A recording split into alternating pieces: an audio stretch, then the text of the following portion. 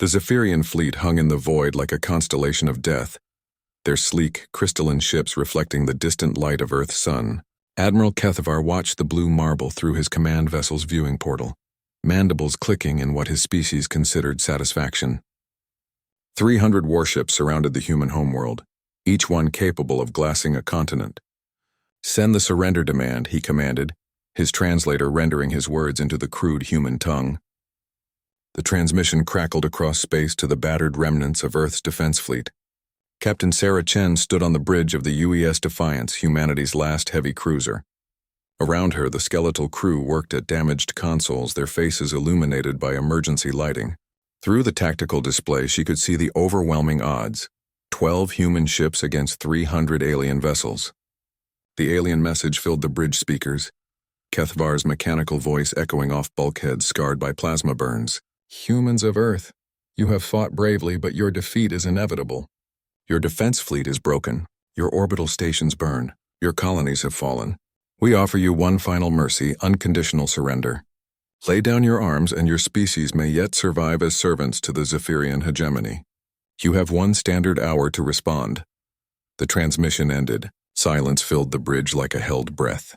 Lieutenant Marcus Webb, barely 22 and covered in soot from an engineering fire, looked up from his station.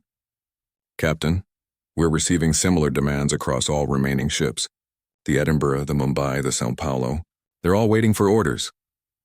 Chen stared at the tactical display where red dots vastly outnumbered the handful of blue ones representing humanity's last stand. She thought of her daughter back on Earth, probably huddled in a shelter somewhere waiting to see if Mommy would come home. She thought of the billions of people who had looked to the stars with wonder, never imagining those stars would look back with malice. "Communications, open a channel to all human vessels," she ordered. "Channel open, ma'am." Chen straightened her uniform, though it was torn and stained with blood, not all of it hers. She took a breath, thinking of her grandfather who had fought in World War III, her great-grandfather who had stormed beaches in World War II, and all the generations of humans who had faced impossible odds and somehow found the strength to keep fighting. "This is Captain Sarah Chen of the United Earthship Defiance, to all remaining human vessels and listening posts. We've received the alien demand for surrender." She paused, looking around at her crew, seeing their faces, young and old from every corner of Earth united in this moment. "I want you all to remember something. We are the species that looked at an ocean and decided to cross it. We looked at the sky and decided to fly. We looked at space itself and decided it belonged to us too."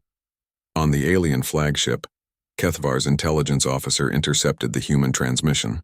"Admiral, they are broadcasting on all frequencies. It appears to be their response." "Predictable," Kethvar clicked. "They will beg for better terms, perhaps offer tribute. All defeated species follow the same pattern." But Chen wasn't begging. Her voice carried across the void with the weight of 10,000 years of human civilization behind it. "They think they know us. They think they understand what humanity means. But they've made one crucial error. They're judging us by their own standards. They see defeat and assume we'll break. They see overwhelming odds and assume we'll kneel." Her voice hardened.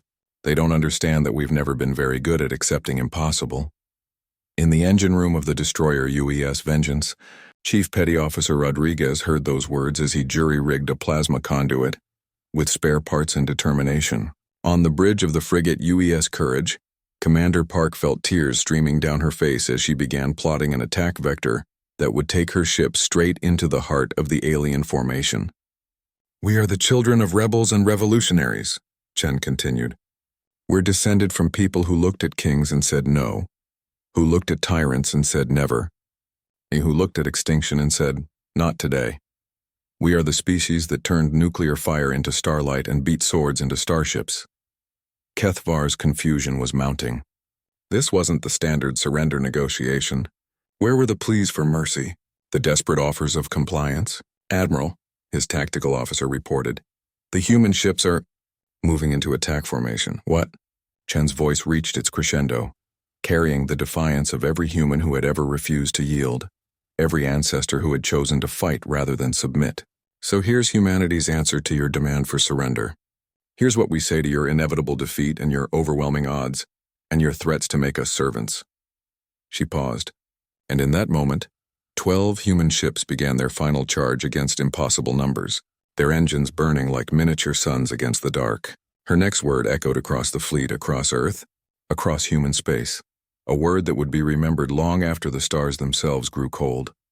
Advance. The last battle for Earth began not with surrender, but with humanity doing what it had always done when faced with extinction. Choosing to fight, choosing to run toward the fire, choosing to advance into legend.